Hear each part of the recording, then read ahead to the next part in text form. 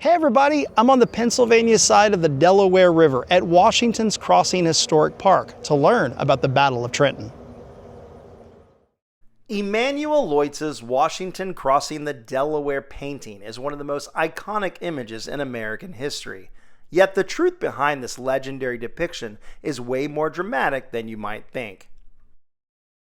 After taking command of the Continental Army in 1775, George Washington gained a huge victory when he managed to drive the British out of Boston in March of 1776.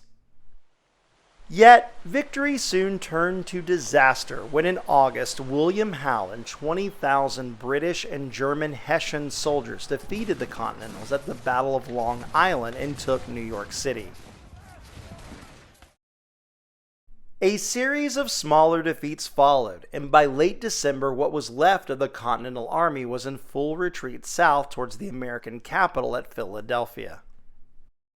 Washington and his men prepared to defend the Pennsylvania side of the Delaware River to protect Philadelphia, confiscating every boat that could be used by the British to cross the river. However, Howe and the British decided to end their pursuit of the Continentals and settled into winter quarters, hoping that by spring the rebelling colonies would give up the fight in favor of a peaceful solution. Leaving a garrison of 1,500 German Hessian mercenaries at Trenton on the New Jersey side of the Delaware River to keep an eye on Washington, the majority of the British army retreated back to New York. In the meantime, Washington's army was falling apart. With winter setting in, men left in droves.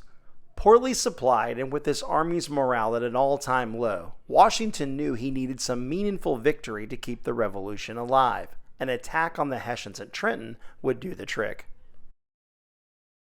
His plan called for the Continental Army to cross the Delaware River in 3 spots on Christmas night 1776 and attack the Hessians in the early morning hours of the next day.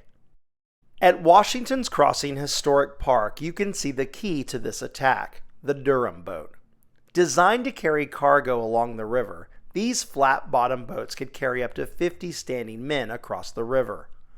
At McConkey's Ferry north of Trenton, George Washington was among the first to cross, and by 4 a.m. his men, horses, and artillery were on the New Jersey side of the Delaware. The Army's password for the night was victory or death. However, Washington's planned 3-prong attack ran into problems downstream when the other Continental Army detachments struggled against the ice floes and would not be able to join the attack. Washington and his 2,400 men would be on their own. Yet Washington proceeded with the attack. Dividing his army into 2 columns, the Americans surprised the Hessians and quickly defeated them in the streets of Trenton, inflicting over 100 casualties and capturing the majority of them. Although tactically small, the victory was a huge morale boost for Washington and his army, with many historians believed it saved the American Revolution itself.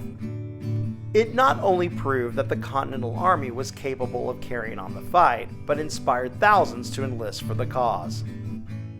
At Washington's Crossing Historic Park in Upper Makefield Township, Pennsylvania, the importance of the Battle of Trenton is remembered with the museum and historic buildings and monuments, including a reproduction of Emanuel Lewitz's famous painting of the event.